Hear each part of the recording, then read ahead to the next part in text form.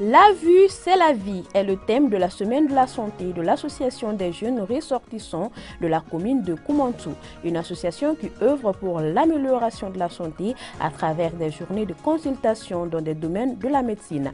Les détails dans cette édition. DS Touch Corporate célèbre son tout premier anniversaire. À cette occasion, Marie-Claire Diawara et toute son équipe ont initié un week-end à porte ouverte pour réunir l'ensemble de ses partenaires.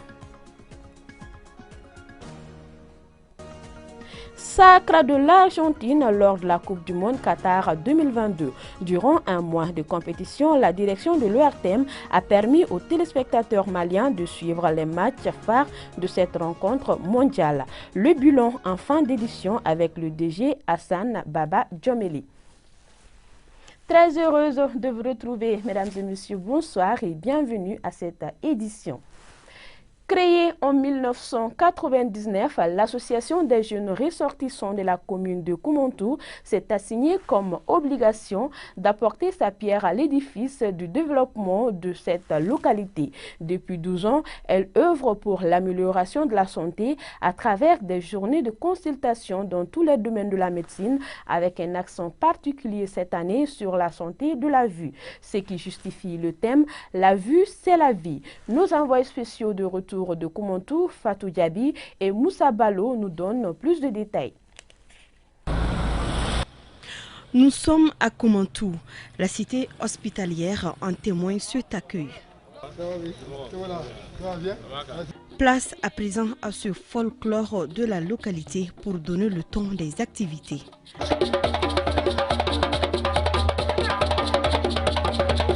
La locomotive est certes la partie qui fait bouger le train, mais les wagons ont aussi une place de choix dans la bonne marche.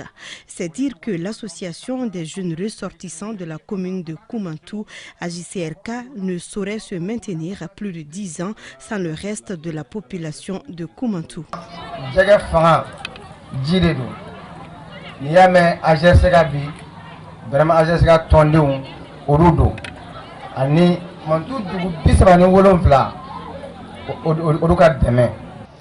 De 1999 à nos jours, les responsables de cette association, qui n'ont Dieu que pour le bien-être de leurs frères et sœurs, ne ménageront aucun effort afin d'assurer une santé pour tous et chacun. L'objectif principal de notre association est l'entraide des membres de l'association d'une part et d'autre part apporter l'assistance aux braves populations de Koumantou. Nous apportons notre pierre à l'édification de la couverture sanitaire par cette semaine de santé qui n'est finie de faire ses preuves. Ainsi, cette semaine de la santé vient à point nommé et enlève une épine des pieds des autorités de Koumantou. Cette 12e édition des journées de santé de l'association des jeunes ressortissants de Koumantou, si elle n'existait pas, il fallait la créer, car elle cadre parfaitement avec les objectifs du gouvernement qui est d'assurer la santé à tous les citoyens du Mali. Oui, assurer la santé à tous les citoyens, c'est ce qu'ont compris ces médecins qui, après avoir prêté le serment d'Hippocrate, un serment par lequel les hommes de santé donnent leur parole de traiter tous les malades au même titre.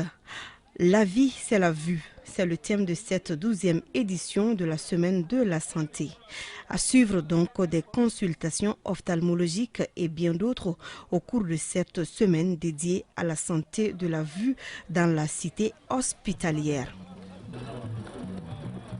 Sur un tout autre sujet, les membres du Sor Optimiste International, Club Espoir de Bamako, viennent d'offrir un moulin multifonctionnel aux femmes de Darani, localité située dans la commune rurale de Muntugula. La présente cérémonie inaugurale qui a eu lieu ce week-end dans la localité a enregistré la participation des autorités locales de la commune et une délégation du dit club. Saloum Konate et Draman Diara pour les détails. Un ouf de soulagement pour les habitants de Darani, un village situé à 46 km de Bamako dans la commune rurale de Muntugula. Les membres du Sor Optimiste International Club Espoir de Bamako viennent ainsi atténuer leurs souffrances à travers la remise d'un moulin multifonctionnel aux femmes de la localité. Nous disons merci aux membres du club. Ce moulin nous aidera dans nos travaux. L'autorité communale apprécie ce geste humanitaire. Elle a invité les habitants de Darani à faire bon usage du moulin. Nous demandons aux ressortissants de mettre en place un comité de gestion pour le moulin. Un comité qui s'occupe uniquement de l'entretien du moulin. Entièrement financé par le cyclope Bremgarten Freinante de Suisse, le coût de cette réalisation est estimé à plus de 2 600 000 francs CFA. Nous avons constaté que les femmes ont beaucoup de difficultés, donc c'est pour alléger leurs tâches quotidiennes, leur permettre de se former, de faire autre chose que nous avons demandé de l'aide auprès de nos sœurs, de nos partenaires pour qu'on puisse avoir un moulin multifonctionnel pour les femmes. Pour témoigner leur satisfaction à l'endroit du club, des prestations telles que le Tcheblinche, le Koredouga ou encore la danse des folles ont été présentées à la délégation. En guise de rappel, Sourostimiste International est une organisation mondiale fondée en 1921 en Californie. Journée de dépistage gratuit le samedi passé au CCRF de Tomikorobrou en commune 3 du district de Bamako. Initié par l'association des jeunes laborantins du Mali, le but est de diagnostiquer certaines maladies comme l'hépatite B, le diabète et le Covid-19. C'était également l'occasion pour les initiateurs de sensibiliser la population à se référer au centre de santé pour une prise en charge rapide. Aïssata dite Kumbakani. Je suis venu pour me faire dépister et connaître mon groupe sanguin. Heureusement, les résultats sont négatifs et j'ai su que je suis au plus. 0 cas positif pour l'hépatite B, du Covid-19 et du diabète au Mali. Voilà l'objectif de l'association des jeunes laborantins du Mali. C'est pourquoi ils ont initié cette journée de dépistage ici à Tomikorobougou en commune 3, après toutes les communes de Bamako. C'est nous qui confirmons les maladies en fait. Parce que dans le domaine de la santé, quand un patient vient se faire dépister ou se faire consulter, il faut forcément lui donner des analyses pour vraiment faire un bon traitement, un bon soin. Donc il faut forcément une analyse. Donc si nous prenons cette initiative, premièrement c'est une sensibilisation au sein de la population pour que la population puisse comprendre quel est le rôle de faire les analyses. Pour la cause, la population a massivement répondu présent. Connaître son groupe sanguin est important, mais savoir qu'on est encore en bonne santé est mieux. D'où ces mots du médecin-chef de l'établissement. C'est une activité grandiose qui parle de dépistage, part d'abord de découvrir une pathologie. Alors, une pathologie grave aussi comme l'hépatite virale. Après la découverte, il faut un traitement. Et le traitement, ça parle de la réussite du traitement en quelque sorte, parle d'abord de la découverte précoce de la pathologie. Si la pathologie est découverte tardivement, alors le traitement fera peut-être un échec. Au cours de cette journée, 200 personnes ont été dépistées en hépatite B, 100 en glycémie et en Covid et 300 personnes en groupage. Transition toute trouvée pour le point Covid de ce jour, 19 décembre 2022. On note 0 cas positif, 0 guéris, 0 décès sur 180 tests réalisés. 5 personnes sont sous traitement. Pour vous protéger et protéger les autres, suivez les mesures de prévention et faites-vous vacciner.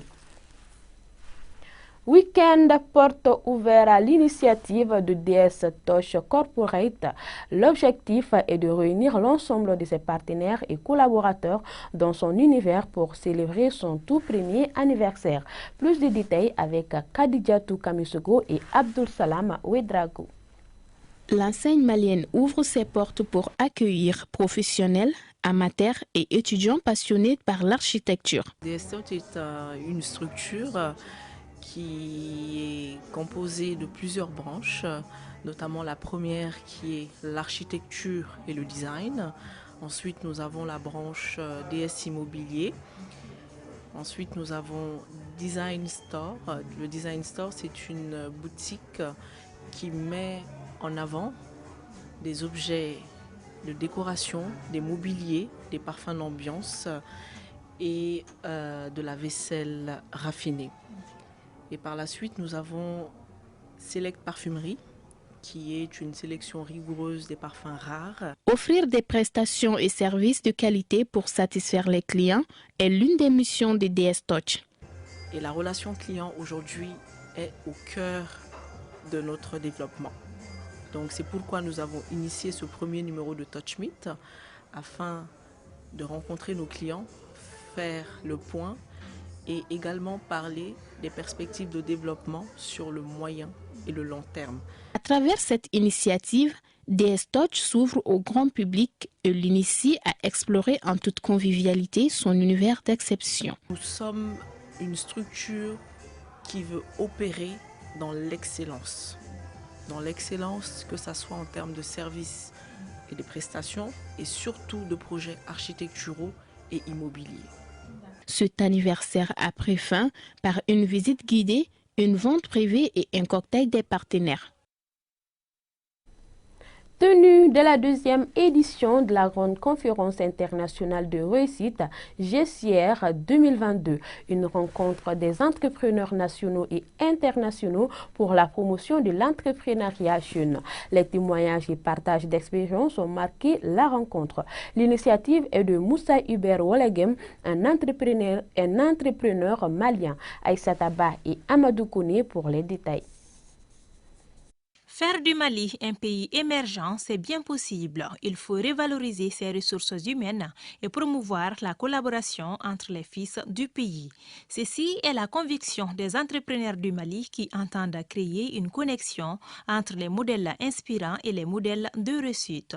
Entendez par là de la mise en place d'un cadre d'échange entre les entrepreneurs qui ont reçu et les jeunes qui veulent se lancer dans les domaines. D'où cette rencontre, grande conférence internationale de la réussite. Nous voulons montrer des modèles de réussite aux jeunes qui souhaitent se lancer dans l'entrepreneuriat ou dans d'autres domaines. Nous voulons montrer des modèles inspirants, des gens qui ont eu des difficultés mais qui ont fini par réussir dans ce qu'ils sont en train de faire. Et aujourd'hui, nous avons reçu 3 grandes personnalités qui sont venues partager leur parcours, leurs difficultés, les échecs avec ces jeunes-là aussi qui sont en début de carrière et qui se posent beaucoup de questions. Venus de différents horizons, les entrepreneurs ont échangé sur le thème l'éducation financière en vue de montrer les chemins à suivre aux jeunes.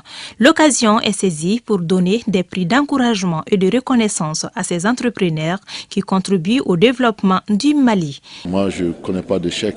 Parce que même si je trébuche, ça ne veut pas dire que j'ai échoué, ça veut dire que j'ai gagné en expérience. Donc,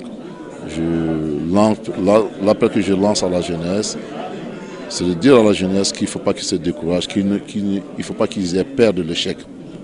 Parce que quand tu échoues, entre guillemets, vous gagnez de l'expérience. Il faut être surtout motivé à avancer. Et c'est la seule chose qui vous permet de réussir après. Nous avons une jeunesse dynamique au Mali et je suis sûr et certain qu'ils ont compris aujourd'hui qu'ils ne doivent pas avoir peur, ils doivent foncer et c'est la volonté qui les feront finalement gagner. La chose à retenir, c'est vraiment de ne vraiment pas baisser les bras, de continuer à avancer et se dire qu'il y a beaucoup de choses à faire pour cette communauté et chacun est doué sûrement dans son domaine, que ce soit dans l'éducation, que ce soit dans l'économie, dans la politique, ainsi de suite, et dire que les femmes peuvent vraiment avancer, qu'on soit voilé ou pas. L'essentiel, c'est vraiment se donner les moyens d'y arriver, d'être focus et de travailler pour y arriver. À cette deuxième édition de la rencontre de la réussite, un nouveau livre basé sur les 5 piliers de l'éducation financière a été mis sur le marché. Il est question pour l'auteur Moussa Hubert Wolegem d'apprendre à tout un peuple à comment gérer l'argent et à se développer mentalement. 2022 s'est achevé avec le sacre de l'Argentine. Pendant un mois de compétition, la direction de l'ORTM, grâce aux efforts des autorités de la transition, a permis aux Maliens de suivre les matchs phares mondiaux en temps réel. Le directeur général de l'ORTM, Hassan Baba Djomele, tire le bilan et se projette sur les futures échéances. Il est au micro de notre reporter Siragatou Sissi.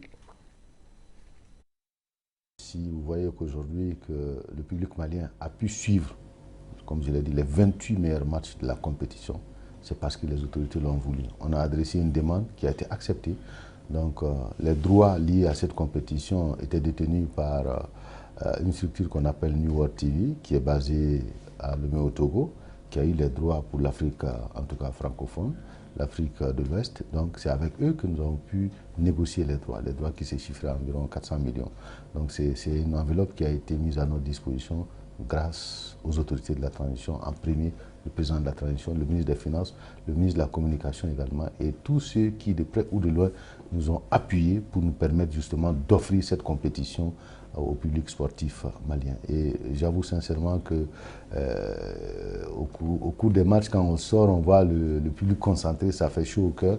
Et on a vraiment voulu profiter de l'occasion pour offrir à ce charmant public-là tout ce que nous avons comme compétences. Parce qu'au-delà de commentaires des matchs, nous avons mis en place le journal spécial Coupe du Monde au niveau de la radio, mais également au niveau de la télé et au niveau également de la chaîne 2. Donc vraiment, ça a été un moment intense, un moment que nous avons suivi de bout en bout. Avec la série sur le gâteau, c'est la finale entre la France et l'Argentine. 6 buts marqués autour de la rencontre. Donc à égalité, on est parti au tir au but. Donc tout le monde a pu suivre l'épilogue, le sacre de l'Argentine de Lionel Messi. Au nom de l'ensemble des travailleurs de l'ORTM et également au nom de la population malienne, de saluer les autorités. Mieux nous organiser, nous avons pris des dispositions pour faire en sorte que la population malienne puisse suivre dans un certain confort cette compétition. C'est là où vous avez pu peut-être remarquer le relooking du plateau. Nous avons essayé de mettre de nouveaux équipements à la disposition de nos reporters. Il y a des tenues spéciales que nous avons confectionnées pour tous les reporters. Et l'innovation cette année, en tout cas pour nous, direction, c'est qu'on a permis également aux stations dans les régions de pouvoir offrir des commentaires en langue locale aux auditeurs et aux téléspectateurs. Donc, nous avons fait ce travail-là en amont. Mais nous avons également essayé de faire en sorte que les partenaires puissent nous accompagner dans cette compétition. Donc c'est le lieu vraiment pour moi de saluer tous les partenaires qui ont accepté de nous accompagner pour cette Coupe du Monde. Ils ont été nombreux à réagir aux offres que nous avons proposées par rapport à cette compétition. On a pu spécialement même organiser un jeu pronostic auquel je pronostique a participé en tout cas une grande partie des mordus du football. C'est le lieu également de les saluer et de les remercier. Donc globalement, nous pouvons dire que l'ORTM en tout cas a pu tirer son épingle du jeu. Nous avons également fait appel aux doyens pour nous accompagner dans les commentaires. C'est là où nous avons fait appel au doyen Mamadou Kalouga, Papa Omar Diop. Nous avons également pu avoir quelque temps la participation du doyen Djibril Traoré depuis Paris. Donc c'est vraiment le lieu pour nous, en tant que direction de l'ORTM, de saluer tout ce beau monde, de saluer également le public sportif malien qui nous a suivis de bout en bout, mais également les reporters sportifs. Parce qu'ici, toutes les rédactions sportives étaient mobilisées au niveau de la radio nationale, au niveau de la chaîne 2, au niveau de ORTM 1 et ORTM 2. Donc, c'est toute l'équipe de l'ORTM qui était mobilisée autour de la compétition. Pour ceux qui n'avaient pas l'occasion, par exemple, de suivre les matchs à la télé, on a mis à profit la chaîne 2 sur la fréquence 95.2. Donc, à ce niveau, on a compris également qu'il y avait un public qui suivait la compétition. À l'intérieur, nous avons eu des échos. Les gens également dans certaines régions, notamment Koulikoro, Sikasso, Ségou, Kai, ont pu suivre également les commentaires de la compétition avec les stations régionales, mais en langue locale. Donc, tout cela nous pousse, direction ORTM, à remercier ce public-là, de rester mobilisé parce qu'il y a des échéances également pour l'équipe nationale. Les compétitions arrivent, il y a bientôt les CHAN qui va se dérouler en Algérie. Donc on va rester concentré sur nous-mêmes et on espère que pour les futures échéances, le Mali fera partie des grandes compétitions, Inch'Allah. C'est tout pour cette édition. Merci à vous de l'avoir suivi. À demain, plaise à Dieu.